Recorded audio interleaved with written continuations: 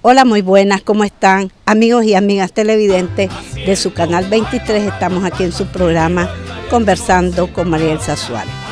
Antes de iniciar, quiero agradecer las muestras de cariño, de afecto, mensajes, felicitaciones, detalles, almuerzos, desayunos, etcétera, de tantos amigos, amigas, familiares que nos muestran con esto su cariño. Les agradezco mucho, agradezco a Dios por un año más de vida, por darme una familia tan maravillosa, amigos maravillosos, un trabajo, pues que tenemos techo, tenemos pan y tenemos salud. Gracias, Señor, por un año más cumplido. Bueno, y para iniciar este programa, vamos a presentarles un bloque de noticias nacionales. Entre ellas, en esta semana se realizó lo que es el eclipse solar. Dentro de 25 años va a haber uno similar. También en esta semana se conmemoran 40 años, o se recuerda, de que Estados Unidos o la Corte Internacional de Justicia de La Haya sentenció a Estados Unidos a pagar 17.000 millones a Nicaragua por daños con la guerra de agresión. Estas y otras informaciones en este bloque de noticias.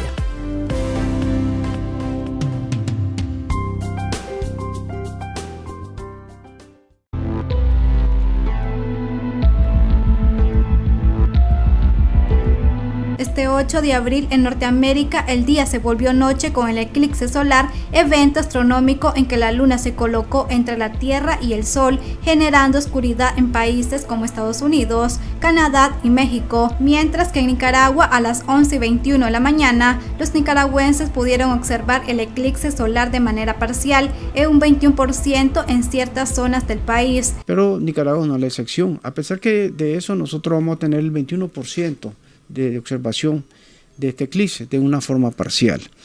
Los lugares que van a ser más accesibles va a ser Estados Unidos, México y Canadá. En el caso de Canadá va a ser el Ontario.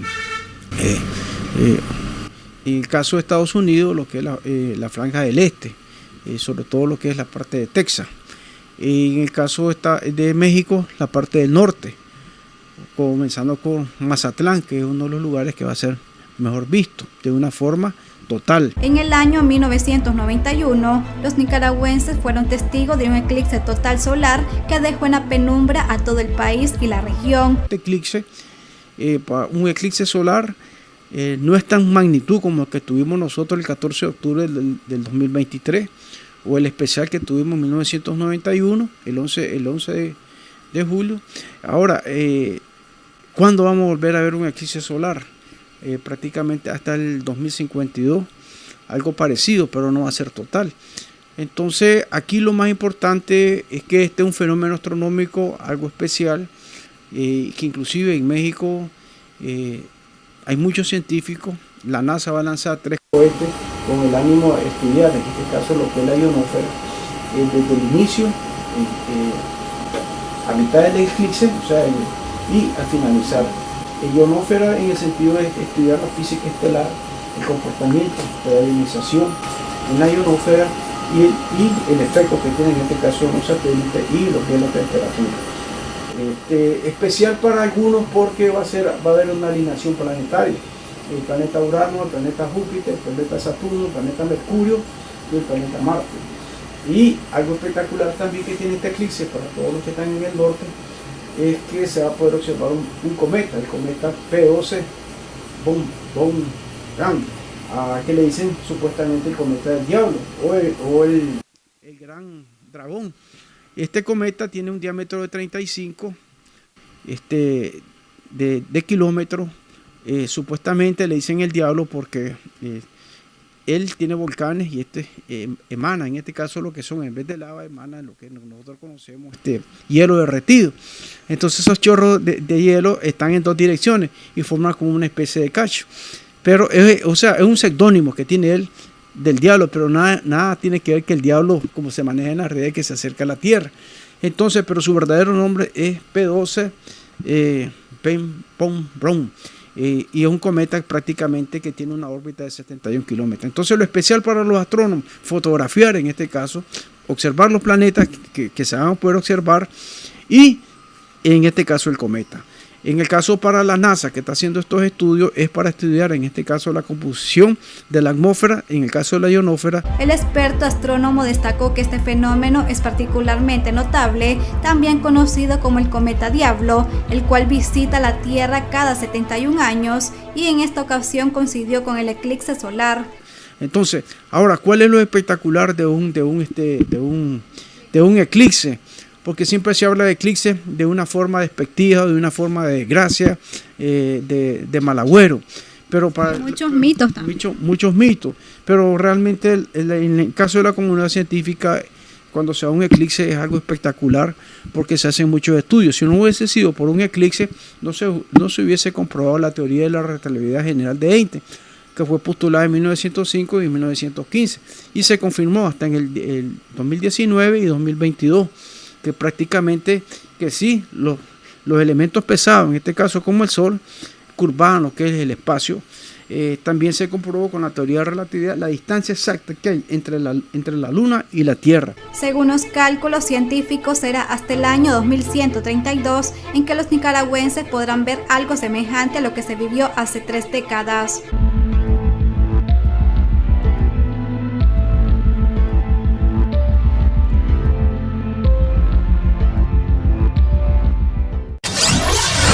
Miembros sindicalistas conmemoran el 40 aniversario de la histórica demanda que hizo Nicaragua contra Estados Unidos ante la Corte Internacional de Justicia de La Haya por daños ocasionados al pueblo nicaragüense. Bueno, nosotros queremos, ¿verdad?, en este 40 aniversario de un hecho histórico, ¿verdad?, que un pueblo pequeño que estaba siendo agredido, ¿verdad?, por el imperialismo norteamericano en una guerra de agresión en los años 80 contra la Revolución Popular Sandinista, ¿verdad? Nuestro gobierno, ¿verdad?, que también lo presidía el comandante Daniel Ortega, interpuso una demanda internacional en la Corte Interamericana de Justicia en La Haya por, ¿verdad?, la agresión que estaba sufriendo este pueblo nicaragüense y se demostró, ¿verdad?, con las pruebas contundentes de la agresión que estábamos sufriendo, ¿verdad?, a través de los Estados Unidos, ¿verdad?, ya porque había armamento, agresión directa de los Estados Unidos, un bloqueo económico, ¿verdad?, también agresiones contra destrucción de centros de salud, escuelas, murieron también muchos combatientes y el pueblo que defendía la revolución, ¿verdad? Entonces, esa sentencia histórica, nosotros decimos que sigue siendo una sentencia de ineludible cumplimiento de los Estados Unidos y que no queda más que pagar, ¿verdad?, esa suma por todos los daños ocasionados que en ese entonces pues eran 17,000 millones de dólares. Nosotros también aplaudimos pues la demanda también que tiene nuestro gobierno pues para que se cumpla esa resolución, esa sentencia histórica ante las Naciones Unidas. El gobierno de Nicaragua presentó ante la Organización de Naciones Unidas una nota en la que reitera que la sentencia y la indemnización sigue vigente. Asimismo, sindicalistas respaldan al pueblo palestino, ya que el gobierno de Nicaragua ha interpuesto otra demanda internacional. Por el genocidio pues, que está sufriendo el pueblo palestino, nosotros como Central Sandinista de Trabajadores también y muchas organizaciones del movimiento social respaldan, ¿verdad?, y aplauden esta decisión del pueblo nicaragüense, ¿verdad?, donde está nuestro comandante Daniel y la compañera Rosario respaldando, ¿verdad?, al pueblo palestino.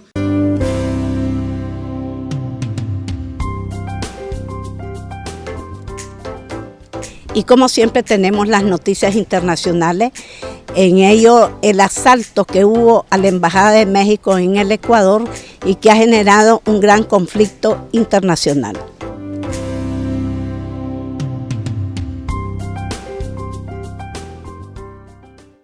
El gobierno mexicano difundió el martes inéditos videos que muestran el momento en que las fuerzas policiales ecuatorianas irrumpieron en su embajada en Quito para apresar a su expresidente ecuatoriano que había recibido asilo político, lo que condenó una crisis diplomática y la condena de una treintena de países, tras empujar y someter al jefe de la sección consular mexicana, Roberto Canseco.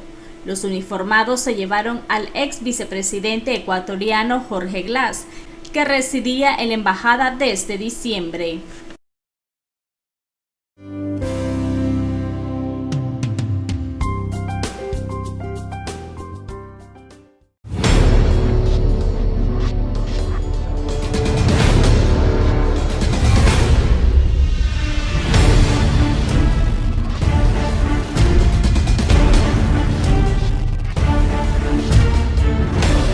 ¿Sabías que los nicas fuimos hechos para el verano? Si no, ¿por qué podemos pasar horas jugando en la casa? ¿Por qué nos gusta tanto ver películas? ¿O nos la pasamos viendo tutoriales para hacer los mejores asados? Claro que fuimos hechos para el verano. Por eso disfruta con 100 megas de internet. Paramount Plus incluido en Claro Video, televisión digital y línea fija. Contratalo en tu centro de atención más cercano y disfruta del verano con el internet más rápido de Nicaragua. ¡Claro que sí! Estamos viviendo en tiempos difíciles y a veces hay que hacer un esfuerzo para no desanimarnos. En momentos como estos debemos tomar todo con más calma y disfrutar las cosas sencillas de la vida. Seamos agradecidos por nuestras muchas bendiciones. El tiempo que pasamos con nuestras familias es precioso. Dios nos advierte de no temer, sino de confiar en Él. Él nos cuidará por medio de la tormenta.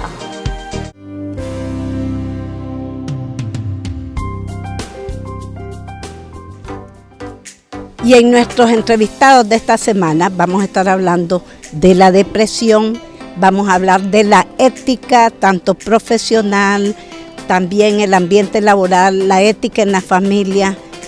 Otro de los temas que vamos a estar hablando es recordando al cosmonauta Yuri Gagarin, cosmonauta ruso. Va a haber una película en la Cinemateca y todo un homenaje por sus 90 años y también porque se cumple otro aniversario de que el hombre llegó al espacio.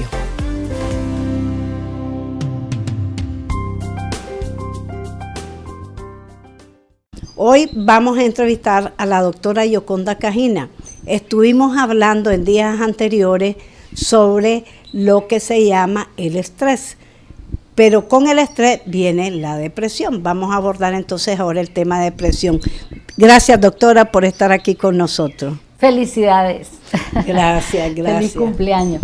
Y en efecto, la depresión el día de cumpleaños fue un tema que se empezó más o menos a manejar como por los años 70, que empezó también a analizarse por qué la persona, ¿verdad?, el día de cumpleaños podía sentir depresión, y había una serie de razones.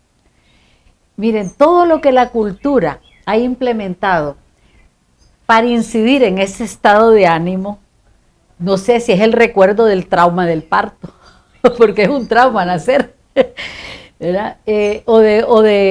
También que ya no somos niños. La alegría de la infancia, ¿verdad?, es algo también que se puede evocar con nostalgia de otros tiempos.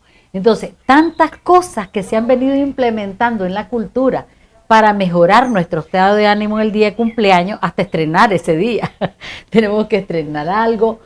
La gente que nos trata como especial ese día, es un día dedicado para mí.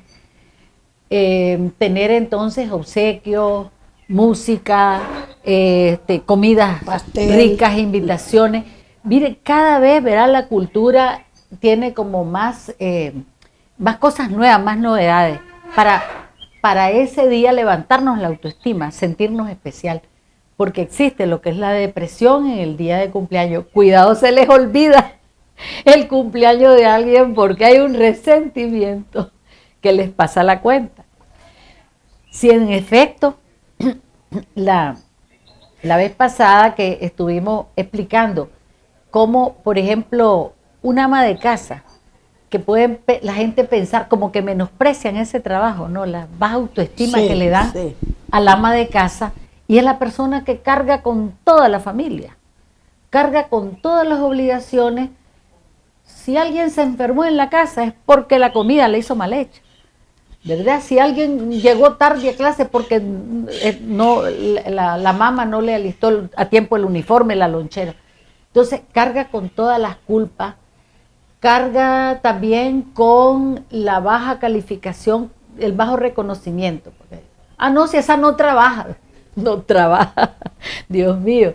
Una vez contaron en Argentina, las actividades de una ama de casa y llegaban a 400 actividades. No para una ama de casa. Mire, usted llega, quiere hielo, ok, verá, hay que ver agüita bien helada, sácala, pero no la vuelve a llenar, la deja ahí. Entonces, siempre hay alguien que está poniéndonos las cosas más fáciles. Entonces, cuando las personas no tratan el estrés, cuando viven constantemente sobreexcedidas de sus obligaciones, el estrés está ahí. O sea, chorros de adrenalina y eso es un llamado a que hay que cambiar las cosas. Pero las personas, por alguna razón educativa, no creen que hay que cambiar las cosas. Ni quieren, ni creen, ni se atreven. Entonces, una de las causas, por ejemplo, de la depresión, es que te acostumbras al maltrato. Como que te lo mereces, pues. Inclusive lo puedes ver como que, bueno, este es el resultado de lo bruta que fui porque no hice aquello, porque no puse a tiempo el orden. Entonces, esto se llama indefensión aprendida, le llamamos en psicología. Cuando las personas son indefensas, no se atreven a cambiar su realidad y creen que toda esa situación anormal que está viviendo, que estamos viviendo, nos la merecemos y no la podemos cambiar. Entonces, ahí ya te abandonás. Y con todo lo que tu cuerpo tenga para enfrentar el estrés, no puedes evitar que caes en depresión. Una característica de la persona susceptible a deprimirse es la persona que se echa las culpas. Todo es mi culpa. Y eso pues, de pequeñita. ¿Verdad? Es tu culpa. Todo si yo me caía, me golpeaba, era mi culpa. Si, qué sé yo, algo me salió mal, todo era mi culpa. Entonces, esto es una agresión contra uno mismo, ¿verdad? Si yo, pues claro, le puedo echar la culpa a otras cosas, pero sobre todo, causas de mi error. Hay muchas causas para que yo tuviera malos resultados. Pero si me educan enfocado a que soy yo, la persona débil, la persona bruta, la persona que no sirve para nada, que nací con mala suerte, sí. En un mal día, en viernes 13. Entonces, cuando tenemos esa actitud autoculpadora, ya estamos expuestos al estrés, ¿verdad? Porque es algo que a veces nadie nos saca de ahí. Y ligado a la baja autoestima. Precisamente, cuando es culpa mía, mi autoestima está en cero. Sí. Ahora, ya la autoestima... ¿Va ligada la baja autoestima al estrés? Por supuesto, porque como yo no puedo cambiar la realidad, como sigo en el maltrato, como sigo en esa situación deteriorada, que todo me sale mal, ¿verdad? Que en el trabajo no me tratan bien, que en mi casa tampoco, en fin, estoy acostumbrándome a los maltratos de una manera cotidiana, pero el cuerpo no tiene un escudo, no tiene algo que devuelva ese maltrato, sino que entra y ahí viene todo el desorden hormonal en todo el cuerpo y va a producirse diría, la vez pasada mencionamos un síntoma bastante común que es el dolor. Precisamente, ¿verdad? Cuando usted empieza a sentir dolor, puede ser como un llamado de atención de que me dejen un poquito descansar, pues que me dejen en paz, que me tengan compasión. Pero lastimosamente tampoco sucede eso, sino que la persona comienza a empastillarse, pastillas para el dolor. Las pastillas para el dolor producen depresión. Las pastillas para dormir producen depresión. Pero la causa principal que lleva a las personas a la depresión suicida, que ya viene la idea de de que ya no aguanto más, ya no quiero seguir viviendo, ya todo lo veo oscuro, no hay futuro. Si no veo el futuro, puedo quitarme la vida. La principal sustancia que nos está llevando a la muerte es el alcohol. ¿Verdad? Entonces, cuando las personas usan el alcohol para el estrés, están produciendo depresión de la hipófisis, depresión del sistema nervioso, y el resultado va a ser catastrófico, porque ustedes saben también que el alcohol va llevando a las personas al retiro de las obligaciones, a pelearse con los demás, a hacerle cosas inadecuadas a otras personas. Y entonces, además de que va el deterioro de la salud, también la autoestima, porque ya comienzan a rechazarlo todos los grupos sociales. Precisamente porque algunas personas con unos pocos tragos comienzan a decir cosas groseras y ya no querés compartir con una persona que tiene reacciones, decimos malguaro, pues. Pero bueno, es que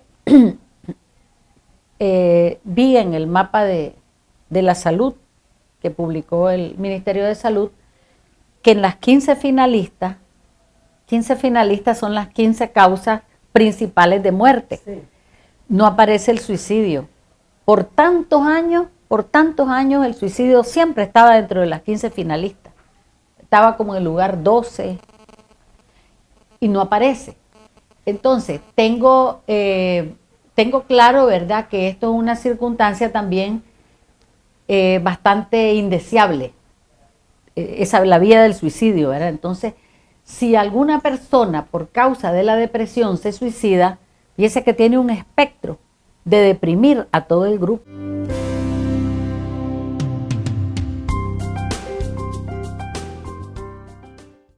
La ética es muy importante en la vida de las personas, en su entorno laboral, en su entorno familiar, en su desarrollo como profesional.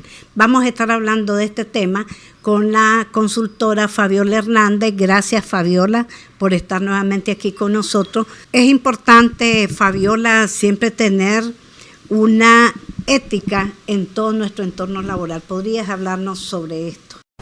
Claro que sí. Buenas a todos nuestros amigos televidentes. Hola también a ti. Gracias por invitarme nuevamente en el programa. Y la ética es sumamente importante porque nos habla de lo que debemos hacer, nos habla de lo correcto. La ética es bastante amplia, pero aterrizando un poco de manera muy puntual, la ética se trata sobre conocer qué es lo que debo hacer, lo correcto y lo incorrecto. Saber diferenciar de lo que estoy llamado a hacer a lo que yo quiero. Es diferente decir, yo quiero hacer esto, yo quiero salir de vacaciones, yo quiero irme ya, pero si tú estás en el trabajo, tú debes quedarte en el trabajo, tú debes responder, tú debes hacer. Entonces, hay una gran diferencia. Cuando hablamos de ética, nos habla a exigirnos a nosotros como personas en esas normativas de vida, de lo correcto, de lo bueno, está ligado con la moral. Entonces, son esas condiciones que nos permiten a los seres humanos desarrollarnos correctamente, hacer las cosas correctamente, con principios, con valores y caminar adecuadamente para tener una vida plena y también no hacerle daño a los demás, ¿verdad? Porque no significa que mi vida plena va a ser a costilla de tu infelicidad, o sea, de hacerte daño a ti y yo voy a estar feliz, no, sino que vivir bien, o sea, trata también del bien común, estar bien, mi bienestar, pero también procurar el bienestar de los demás. Sí, esto de la ética tiene que ver con los valores y principios de la persona. Estos creo que vienen desde el hogar. Desde el hogar, exactamente. Por eso quiero diferenciar, hablamos de la ética y voy a hablar también de la ética profesional. La ética es la como que engloba, ¿verdad?, en manera general, porque hablamos de lo correcto, el hacer bien las cosas. Entonces, de ahí parte del hogar, desde que tú naces en tu seno familiar, entonces ahí te van inculcando valores, principios, como la honestidad, ¿verdad?, la transparencia, el hacer las cosas correctamente, hacer las cosas de manera confiable. O sea, hay muchas cosas que te van cultivando en el hogar. ¿Qué sucede cuando en el hogar encontramos personas que te dicen, decir la verdad, pero llega un cobrador y dice, decirle que no estoy, decirle que no estoy, o llama, mira, habla a mi tía, no, decirle que no estoy dormida, no. ¿Qué le estamos inculcando a nuestros hijos? ¿Qué le estamos inculcando en el hogar? Desde la práctica, desde el ejemplo, a mentir, a justificarnos, a hacer cosas incorrectamente, aunque nosotros en ese momento decimos, no, pero es que es una mentirita piadosa. Mentira es mentira. Y si empiezas a mentir desde lo pequeño, ya cuando llegues a lo grande se te va a volver normal. Se te va a volver una mala costumbre, un mal hábito. Vas a creer que eso es lo más natural del mundo. Todo el mundo miente, todo el mundo dice esto. Si todo el mundo miente, ese es problema de la agenda, no tuyo. Tú tienes que hacer lo correcto, decir la verdad. Y la Biblia dice, la verdad os hará libre. ¿Qué mejor decir la verdad? Porque tú estás tranquilo, con tu conciencia tranquila. El día de mañana, cualquier persona te quiere decir, te tengo algo tapado, ¿qué me vas a decir a mí? O sea, ¿qué me vas a destapar o qué cola, como dicen, cola que te pise? ¿Qué me vas a decir a mí? Si yo soy una persona muy transparente, muy honesta, soy una persona bastante sincera, bastante, directa, el que me gusta decir las cosas. Y esos son los valores que tenemos que rescatar y tenemos que cultivar realmente en el hogar desde la práctica con nuestros hijos. Decir la verdad no es solamente enseñarlo de la boca para afuera. Diga la verdad, sea honesto, sea sincero. Honestidad es que, por ejemplo, tú estás en la calle y miras que a alguien se le cayó un billete, decirle, disculpe, se le cayó. O alguien se levantó en la parada de bus y dejó el celular, disculpe, se le quedó el celular. Pero es que nadie me está viendo y el nicaragüense es vivo. No, eso no es ser vivo, eso es ser deshonesto. Tú vas a otros países, por ejemplo, y lo voy a mencionar como ejemplo, yo tuve la oportunidad, la experiencia de viajar a Corea del Sur, y en Corea hay un gran respeto, o sea, uno de los elementos fundamentales que caracteriza esa cultura es el respeto. O sea, son muy respetuosos y la disciplina. Entonces, tú llegas a un centro de compras, tú puedes dejar tu bolso ahí, tu bolso de compras, y te metes a la tienda, y no hay nadie que te lo esté cuidando. Sencillamente, ellos confían en la honestidad que ellos mismos tienen como cultura. Entonces, uno como latino llega a esos lugares y no está acostumbrado, y uno está así, como decía yo, y lo voy a decir muy coloquial, como gallina comprada, anda así viendo, quiero ver si está mi bolso, quiero ver si no. ¿Pero por qué? Porque desconfiamos, porque sí estamos acostumbrados.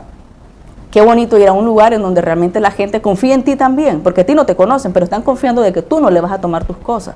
Entonces, cuando tú encuentras ese tipo de situaciones y todo te gusta y quisieras que eso se volviera una práctica en tu país, por eso uno trata de cultivarlo. Pero es muy difícil cuando también tenemos a gente que tiene esos malos hábitos, esas malas costumbres, que lo vienen arrastrando, se lo enseñan a sus hijos y creen que entre más vivo, porque eso es ser vivo, entre comillas, mejor te va a ir en la vida. Las personas deshonestas le pasa factura a la vida, el mentiroso le pasa la factura a la vida. ¿Por qué? Porque no hay mentira, que vas a tenerla eternamente. Tarde o temprano, yo lo tengo eso como principio de vida. Tarde o temprano, las cosas salen a relucir. Tarde o temprano, la verdad sale a luz. Entonces, dilatará más tiempo y todo, pero va a salir a la luz. Y qué vergüenza para aquella persona deshonesta, mentirosa, que no es transparente, cuando se destapan las cosas en la verdad. O sea, ¿qué cara va a tener? ¿Qué dignidad? ¿Por qué? Porque sencillamente, ahora, son también gente que están tan escasos de valores, que aunque le digan las cosas, caen en descaro. Así, ¿qué me importa a mí? ¿Qué piensan? ¿Y qué me importa? Porque ya no les importa nada. Pero ese tipo de personas terminan solos, son personas que no son confiables, son personas que la gente no las quiere tener cerca o no cree en ellas, sencillamente personas mantenerla mejor de distancia. Porque ¿qué vas a aprender? ¿Qué te va a enseñar a alguien que más bien solo anda cargando cosas negativas? Entonces eso es lo que tenemos que en el hogar aprender a cultivar en nuestro hogar, a nuestros hijos, a nuestra familia. Entre nosotros también reforzarlo. Ser honesto, ser sincero. Ahora, una cosa, ser sincero, otra cosa es directo y mi verdad va a venir y te va a lastimar a ti. Porque hay que tener también humanidad, hay que tener también tacto, que eso cuesta, ¿verdad? Porque a veces decimos, yo soy rajatabla, digo las cosas como me salen, te lo digo y ya está. Ajá, pero si tú estás diciéndole y le lastima a esa persona, le afecta, tienes que medirte. Porque tu sinceridad tampoco debe ser hiriente. Tú tienes que tener tacto, ser cauteloso, decirlo con una sensibilidad como que fuera a ti que te lo estuvieran diciendo, que no te vaya a lastimar. Entonces son cosas que en la práctica notamos que fallan muchas veces. Cuando tú platicas con alguien, por ejemplo, y te cuenta la historia de alguien, siempre le está metiendo como que su sazón, le mete su subjetividad. Es que yo creo, mira, se separaron, o fíjate que el hombre la dejó, o ella lo dejó a él, porque seguro debe tener a otro. Y ya estamos metiéndole la subjetividad, ya estamos suponiendo. Eso va contra la ética. Porque la ética te enseña que tienes que ser objetivo. Las cosas pasan así y así pasan. Y no hay peor cosa que la calumnia, porque daña la integridad de una persona. Y eso se está dando mucho en las redes sociales. También. Que gente con mucha transparencia, honestidad, por años, con valores, de repente viene alguien, a veces envidioso, ¿verdad? Exacto. Y viene, bam, la desbarata en redes. Toda una vida haciendo para que viene alguien y desbarata a otra persona. Exactamente. Ahora, hoy en día se ha prestado mucho las redes sociales para eso, lamentablemente. Que decimos, los valores están en crisis, o los principios están. No es que están en crisis, porque los valores siguen siendo valores y ahí están. Lo que estamos en crisis somos las personas, que no ponemos en práctica los valores y los principios. cuando miramos las redes sociales que son mal utilizadas, porque las redes sociales no es que sean malas, y eso me gusta siempre aclarar, porque me dice, ¿es mala la televisión, mala el internet, desde que vino degeneró a la sociedad? No, o sea, es malo el uso que le das, porque la herramienta también está para buen uso, cuando tú haces llamados también, que haces una colecta, ayudas a alguien, haces concientización, campañas y todo eso, eso también para algo bueno. Entonces, eso va a depender de qué uso tú le das, qué intención te vas a utilizar. En el internet tienes tanto cosas buenas como cosas malas. Eso va a depender cómo tú lo utilices. Entonces, en las redes sociales, cuando utilizas para desprestigiar, denigrar, maltratar a otras personas, en el fondo te estás maltratando a ti misma, porque habla del tipo de persona que sos. Vos das lo que vos tenés por dentro. Si vos tenés porquería y tenés, mal corazón, malos sentimientos, eso es lo que tú vas a dar. Por mucho que quieras fingir ante la sociedad, yo soy bueno, soy una persona ética, tarde o temprano tus acciones mismas se van a hablar por ti misma, van a hablar por sí sola. Cuando la persona es buena, lo es donde quiera que sea y con quien esté. El que es honesto va a ser donde sea. El que es una persona transparente va a ser donde sea. El que es una persona que le gusta decir la verdad, tratar bien con amabilidad. El que es grosero va a ser grosero donde sea. Soy tranquilo, ahí lo voy a mencionar y con esto voy a finalizar con esta parte de la ética, lo en la Biblia. Cuando, por ejemplo, llega a la persona, lo voy a parafrasear, ¿verdad? Que tenía una gran deuda con el rey, creo que sí, era el rey, y el rey le perdonó la deuda que era muy alta. Pero llega un obrero de esa persona, o una persona que le había prestado también, y el monto era menor, o sea, era insignificante en comparación a la gran deuda. Entonces no fue capaz de perdonarlo. Y cuando el rey se entera, dice, pero si yo te perdoné una deuda tan grande a ti y tú fuiste incapaz de perdonar, ¿qué es lo que dice? El mal corazón de esa persona. Entonces al final lo termina castigando. Tú no fuiste capaz, entonces yo fui misericordioso, fui bondadoso, o sea, yo vine y te perdoné y tú no fuiste capaz de perdonar a otro que te debía muchísimo menos de lo que tú me debías a mí. ¿Qué quiero decir con esto? Que las personas que es buena, aunque aparentemente con las demás se muestre como una mansa paloma y diga, no, mira Pipito, es que yo tal cosa es que lo hice porque se quiera justificar o algo, tarde o temprano, con el tiempo, las acciones mismas de esa persona muestran quién es realmente.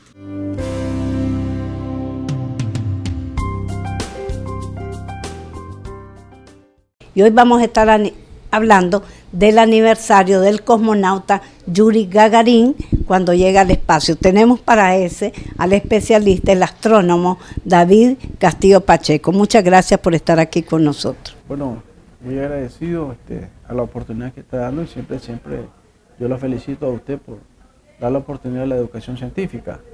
Precisamente este 12 de abril se celebra otro aniversario más de la llegada del hombre al espacio. Eso fue el 12 de abril de 1961, o sea, prácticamente estamos hablando ya son 64 años aproximadamente. Ahora, aquí lo importante es, y se celebra también el Día de la Cosmonáutica, de que se celebra en diferentes países también. Uno de ellos no es la excepción, que es la antigua Unión Soviética, que actualmente es Rusia. Pero algo interesante también, precisamente el 9 de marzo, se festejó también el 90 aniversario del natalicio de Yuri Gagarin. O sea, él nació el 9 de marzo de 1934. Entonces, él prácticamente son 90 años de su nacimiento y recordemos que él murió en este caso precisamente un 27 de marzo de 1968, a la edad de 34 años, en un accidente de aviación que fue comprobado que fue producido por otro avión por la turbulencia. Pero aquí lo importante es cuál es la hazaña de Yuri Gagarin, por qué a él lo eligieron, por qué los soviéticos en ese tiempo, que actualmente es Rusia, parte de Rusia, festejan la cosmonáutica. Esto nace precisamente, quiero hacer mención, cuando nace lo que es la era espacial. ¿Cuándo nace la era espacial? El 4 de octubre de 1957, cuando se lanza el primer satélite artificial, el Sputnik. Sputnik significa, en este caso, satélite.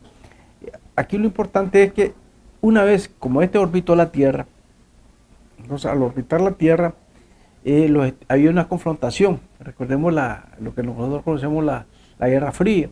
Entonces era entre Estados Unidos y la Unión Soviética.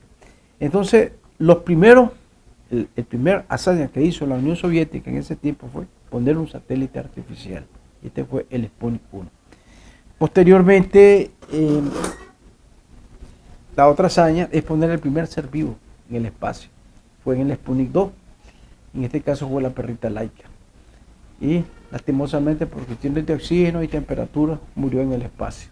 Entonces es otra hazaña que hicieron ellos.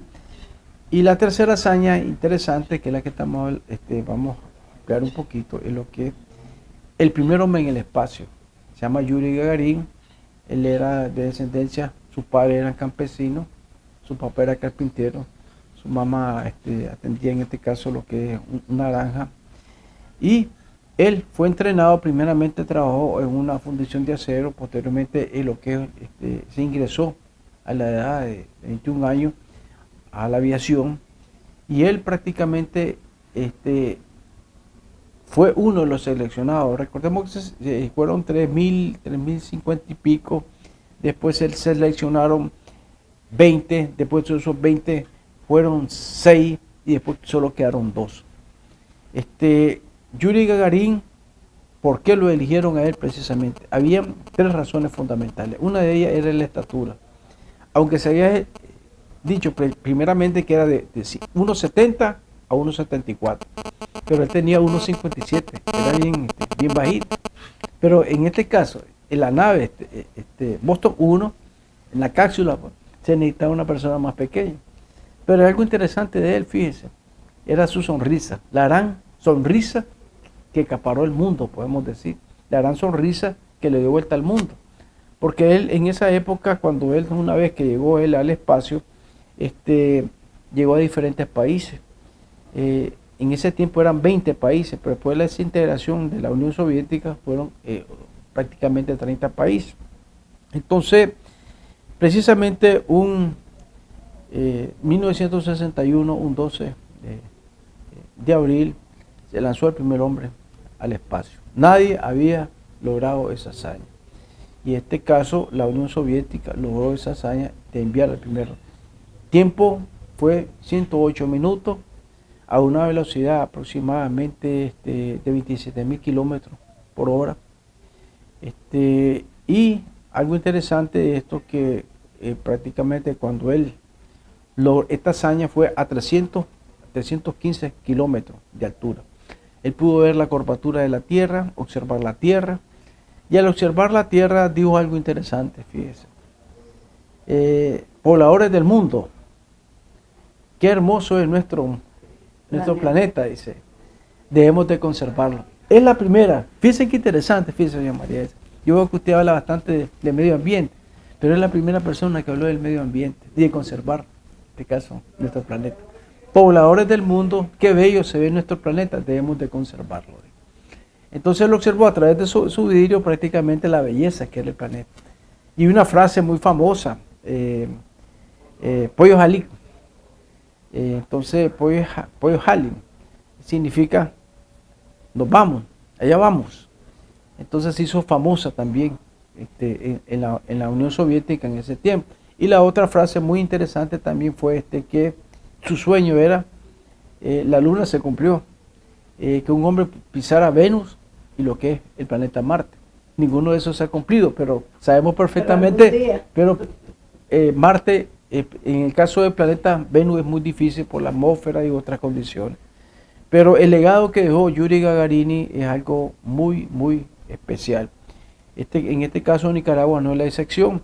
Precisamente en el 2021, en el Parque de la Paz, hay un busto de Yuri Gagarin donde vino en este caso un cosmonauta de la Unión Soviética, de Rusia actual, y se plantó en Nicaragua en este caso un monumento en caso de Yuri Gagarin. Precisamente este día 12 de abril a las 5 p.m. yo voy a dar una conferencia un poco más amplia sobre lo que es la vida de Yuri Gagarin, la historia en este caso de la Unión Soviética, los logros que ha tenido, porque no solamente los logros de enviar primeramente el primer satélite, el otro logro, enviar al primer ser vivo, que es la perrita Laika, enviar al primer hombre, que es Yuri Gagarin, la primera mujer, Valentina Tereskova. También hicieron otras hazañas, la primera estación espacial, también el primer alunizaje en la Luna y también el primer nave que llegó en este caso a Venus. Y el primer paseo espacial que hicieron ellos, pues primer hombre en el espacio, caminata espacial que se llama. Entonces, a través del tiempo observamos nosotros la trayectoria, el desarrollo que ha tenido en este caso la Unión Soviética y actualmente Rusia con respecto a lo que es la cosmonáutica. Entonces yo invito, en este caso, a los hermanos que si quieren llegar este viernes 12 a las 5 p.m. en la Cinemateca, es libre, y sobre una conferencia de lo que es en sí Yuri Gagarin, su historia, su hazaña, y en este caso la historia realmente de todos los logros que tuvo la Unión Soviética, que actualmente Rusia. Y algo interesante también, se va a presentar una película. Entonces, aquellos interesados realmente es muy importante para saber realmente cómo es que el hombre llegó al espacio, cuáles fueron los problemas que se presentaron y en qué condiciones actualmente se encuentra nuestro planeta para realmente poder enfrentar los otros retos o los sueños que en este caso se pensaba en un futuro. Bueno, muchas gracias, ingeniero David Castillo. Esto lo está coordinando con la Embajada de Rusia la casa aquí rusa en Managua. y la Embajada rusa, y nosotros como Astronic, como siempre yo he plasmado, nuestra intención es tratar de promulgar, divulgar lo que es el conocimiento científico. Yo invito a los padres que pueden llevar a sus hijos para que conozcan la historia de cómo llegó el hombre al espacio y cuáles fueron los retos. Porque no, todo el mundo, todos los niños, yo quiero ser astronauta, yo quiero ser cosmonauta, yo quiero ser taconauta, en el caso chino. Y entonces todo el mundo piensa, pero realmente todo es un reto en la vida, y es lindo realmente saber cómo se desarrolla, en este caso, lo que es la parte espacial, y eso es lo que quiero que comprendan, pues.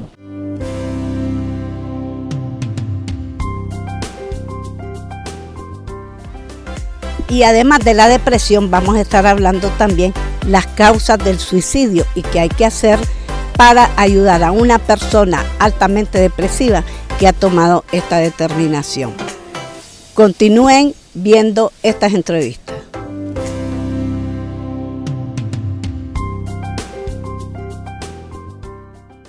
Vamos a estar hablando de algo pues muy difícil en las familias, en las naciones, y como es el suicidio, qué lo provoca, cómo prevenirlo. Tenemos para ello al psicólogo clínico, doctor Renato Montealegre. Muchas gracias por estar aquí con nosotros. Muchas gracias a ustedes por invitarme a este bonito programa, interesante.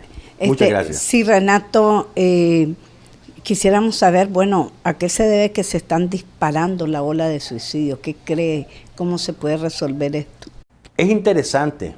Es interesante, vivimos en una situación donde los suicidios se están disparando a todos los niveles, y no solamente dentro de Nicaragua, sino fuera de Nicaragua. Nos llega la noticia de que se suicidan 2, 3 personas por día, y personas que se acaban de ir al sueño americano y personas que están dentro de Nicaragua. Cuando una persona se suicida, el primer síntoma es sencillo. El primer síntoma de una persona que se suicida es la desesperación, la falta de apoyo, el no saber qué hacer. Una persona que se suicida, como comúnmente se conoce, no es una persona cobarde, no es una persona que escoge el camino fácil. Me suicido y ya todo se acaba. ¿Cómo sabemos que todo se acaba? Más bien yo diría que cuando fallecemos, más bien todo comienza. Le dejamos el problema a la familia. Le dejamos el problema a la familia. Y en ese momento comienza otra situación incómoda, no solamente para la víctima del suicidio, sino para la familia que queda sobreviviente con traer ese cuerpo. Hay que repatriarlo si es que están afuera, y cuesta un montón de dinero y le causan angustia. Entonces, en vez de calmar los problemas que lo llevaron a eso, más bien los aceleran. Con la diferencia es de que la gente cree que simplemente escapó a lo que estaban viviendo. Lo cierto es que una persona que se suicida no es cobarde. Una persona que se suicida es simplemente una persona que no tiene salida o cree que no tiene salida. Una persona que se suicida... Siente que se le cerraron las puertas. Se le cerraron las puertas. No tiene opción, pero es un sentimiento. ¿Y por qué tiene ese sentimiento? No porque realmente se le hayan cerrado las puertas. La persona que se suicida, uno de los síntomas que nosotros podemos utilizar para prevenir el suicidio es que esta persona busca ayuda, tiene síntomas, se percibe que está pensando en el suicidio. Sin embargo, las personas que lo rodean, su medio ambiente, no los conocen, lo menosprecian, lo desvalorizan y no entienden qué es lo que está pasando. Cuando nosotros tenemos un familiar que lo vemos, que platica mucho, ¿cómo será morirse? ¿Qué pasará después de la muerte? ¿A dónde vamos con la muerte? Y dolerá. ¿Y qué se sentirá? ¿Y cuál es la forma de hacer lo que duela menos? ¿Cómo se siente menos? Yo quisiera dormir dormidito. Me voy a dormir y cuando esté dormido, ojalá me muera para no sentir nada. Son preguntas que la escuchamos siempre. Entonces, esta persona, desde ese momento, esta persona ya anda pidiendo auxilio. Incluso la persona que comete suicidio avisa que lo va a hacer. Avisa que lo va a hacer porque no es algo que sale de la noche a la mañana, sino que primero lo piensa. La salida de todos mis problemas, ojalá me muriera. Tengo este problema, ojalá me muriera. Después viene la segunda etapa, la planeación. ¿Y cómo lo voy a hacer? Me voy a guindar, me lo voy a tirar a un carro, me voy a hacer aquí, me voy a hacer allá. Y empieza a planear. La tercera etapa es la ejecución. La persona empieza a practicar cómo lo va a hacer. Y muchas veces en esas prácticas, en esos juegos, ¿qué es lo que ocurre? Realmente no comete suicidio.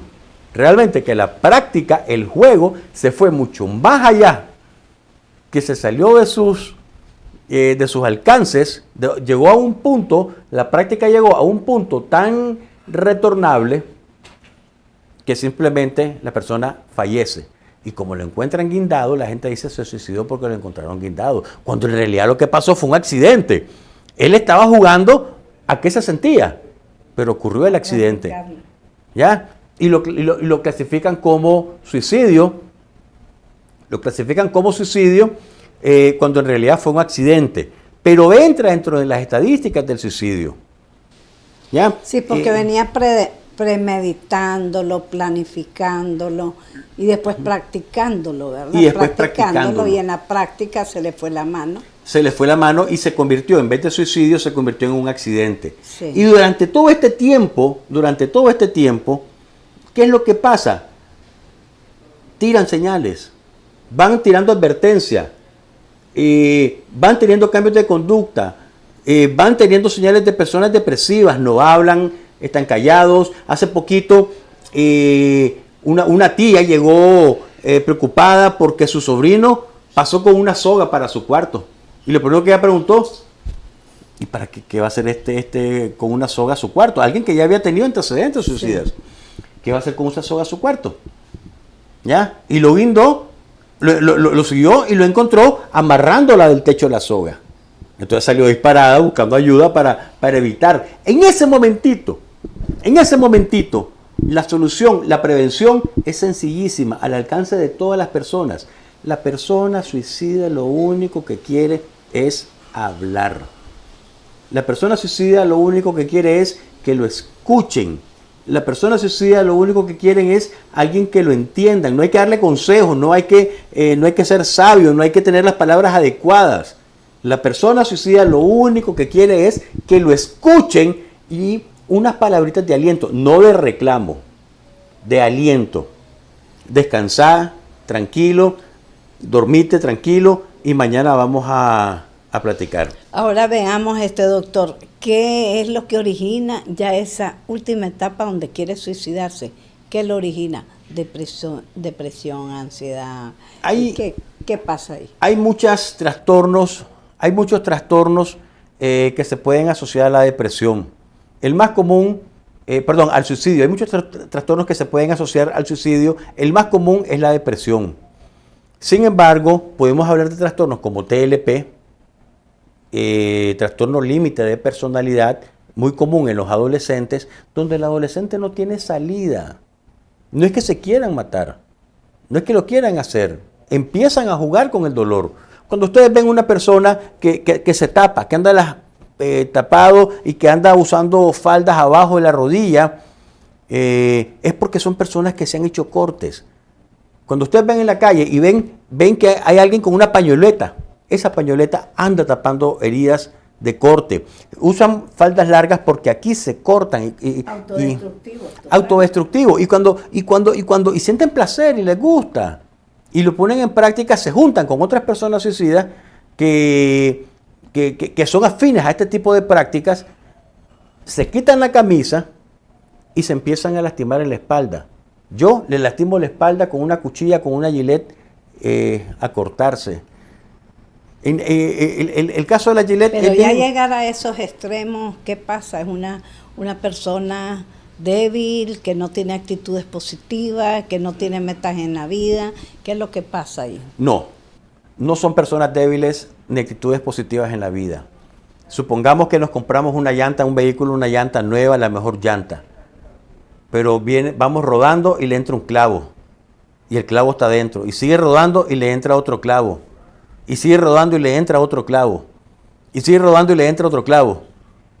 Ya, llega un momento en que esa llanta inevitablemente está destruida, está desinflada. Y vamos a que la reparen.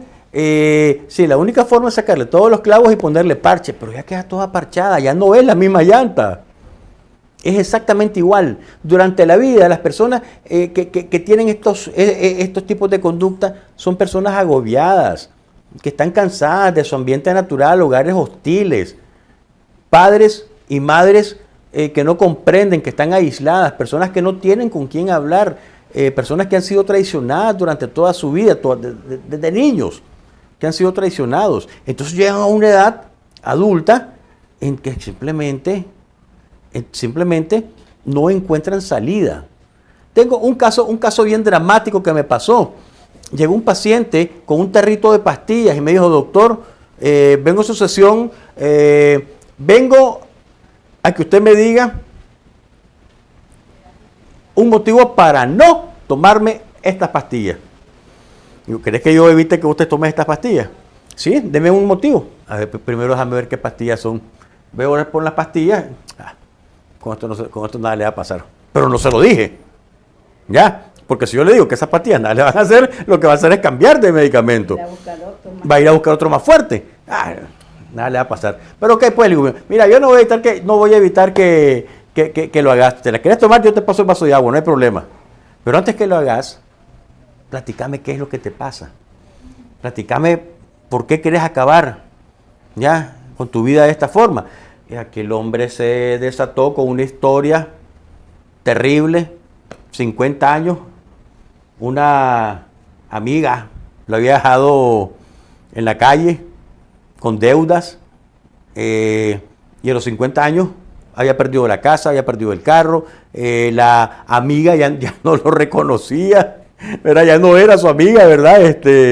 Cuando ya lo había exprimido. Y empezamos a hablar de opciones, y resulta que era muy bueno cocinando, haciendo paellas, haciendo comida. Sí. Yo, bueno, pues le digo, ¿y por qué no empezás haciendo comida? Si antes hacía comida para regalar para tu fiesta, ¿por qué no haces ahora? Volví a hacer comida, nada más que no la regalé, empecé a venderla. Y lo hizo, y se puso un restaurante, y ahora el restaurante es enorme, de comida italiana, vende pizza, vende comida italiana, ¿ya? Y le fue muy bien, y está en perfecto estado. Doctor, antes de concluir, quisiera entonces, para esas personas que se les ha pasado por su mente y a las familias en torno o amistades, ¿cuáles son sus recomendaciones? Busquen ayuda. Para el familiar... No con otro depresivo, ¿sí? No, porque se ponen de acuerdo. ¿Ya? Ahí entran en función las hormonas espejo. Las hormonas espejo son las hormonas que me hacen seguir. Si yo levanto las manos, alguien más las va a levantar. Por un ejemplo claro, si yo bostezo, alguien que me estaba observando sí va a bostezar. Yo simulo que estoy bostezando. Si yo quiero saber quién me está viendo, bostezo, finjo un bostezo, inmediatamente la persona que bosteza, esa persona me está observando. Se llaman hormonas de espejo. Si juntamos dos depresivos, se van a poner de acuerdo porque van a ver en su propio espejo y van a ponerse de acuerdo. ¿Ya? Pero si la recomendación es desde el punto de vista de la familia, escúchenlo, óiganlo. Se puede prevenir. La persona, el tratamiento para una persona depresiva. Tiene que detectarlo primero ese familiar de claro, que anda mal. Observarlo sin inmiscuirse, simplemente observarlo. Un apapachito, un abracito, un te quiero, un abrazo, sin dar recomendaciones, sin dar consejos, hasta que esa persona se abra. Desde el punto de vista de una persona que se siente sin salida, recordarle que sí hay salida, que sí hay solución, siempre hay solución.